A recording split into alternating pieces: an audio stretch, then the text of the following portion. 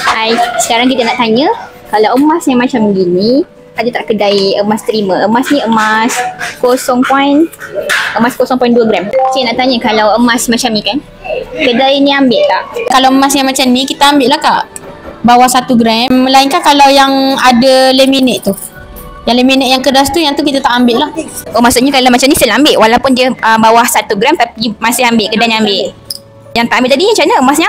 Kalau yang kita tak ambil tu, emas tu dia macam ni, cuma dia laminate, tak bagi rosak macam ni lah. Yang tu kita tak ambil sebab dia nanti dia keras, dia susah nak lebur, dia lekat. Jadi maksudnya kedai ni masih terima lagi emas yang bawah 1 gram walaupun dia kosong. Kalau emas yang macam manik-manik tu terima juga? Yang tu, yang manik-manik tu kita terima je.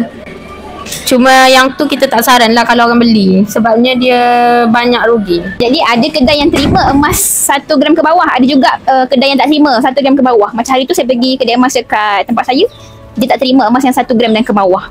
Cuma tadi pekedai ada pesan memang terima emas 1 gram dan ke bawah.